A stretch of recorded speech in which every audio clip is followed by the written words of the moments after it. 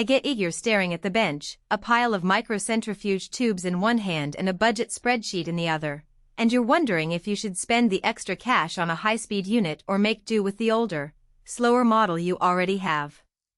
I've been in that exact spot, especially when I was setting up a new teaching lab and needed something that could handle a decent number of samples without taking over the whole counter. Before you click Add to Cart, let's walk through the real-world pros and cons of the Labnet C0160 Spectrafuge so you can decide whether it's worth the money for your specific workflow. Link is in the description if you want to check the product details on Amazon. First off, the Spectrafuge's claim to fame is its brushless motor. In plain language, that means the motor runs without the traditional carbon brushes that wear out over time, so you won't be swapping them out every few months.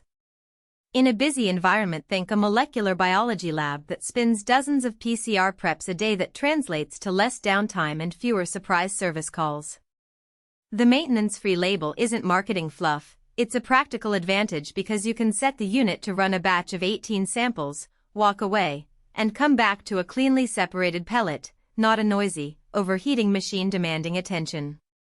Speaking of noise, one thing that catches people off guard when they first power up a microcentrifuge is the whine that can feel like a drill in a small room.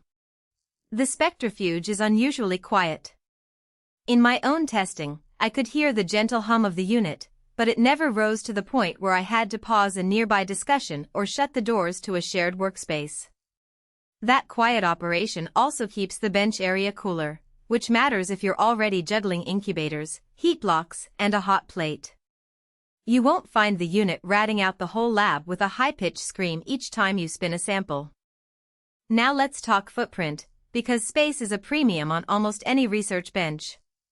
The unit is compact enough to tuck into a corner, and the gray housing blends into typical lab furniture without drawing unnecessary attention. It houses an 18-tube, 1.5 milliliters rotor, exactly the size most undergraduate labs and many molecular protocols need. If your work revolves around standard microcentrifuge tubes for DNA extraction, protein precipitation, or even simple cell lysate clarification, the rotor capacity hits the sweet spot.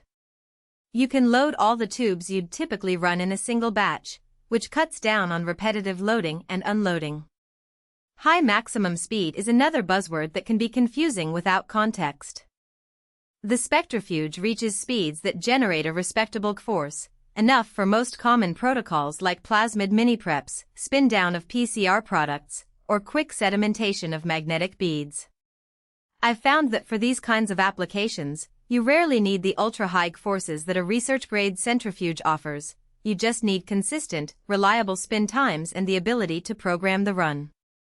The Spectrafuge's control panel is straightforward: set the speed, set the time, press start. No labyrinth of menus, which is a relief for students and lab techs who can get tangled in overly complex interfaces.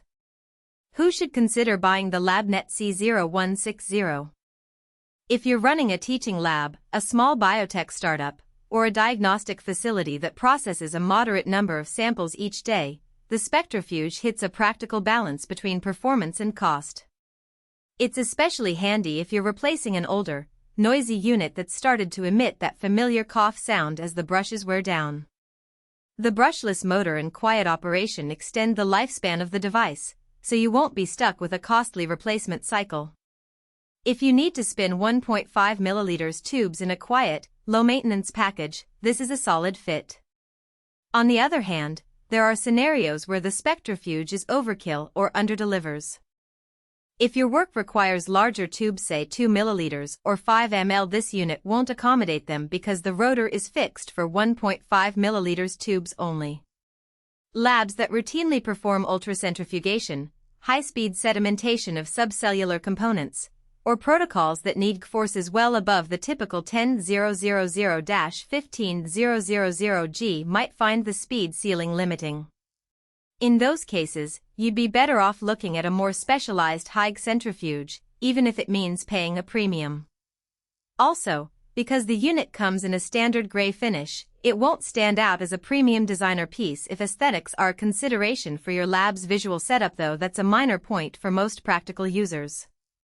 There's a subtle trade-off in the rotor design that's worth mentioning. The 18-tube rotor is perfect for batch processing, but the spacing between tubes is fixed. If you're trying to run tubes that have slightly different diameters or want to use half-filled tubes that need extra clearance, you could encounter a snug fit. In practice, most users find the standard 1.5 ml tube sit comfortably, but it's something to double-check before you commit if you use specialty tubes for a particular assay. Another practical detail.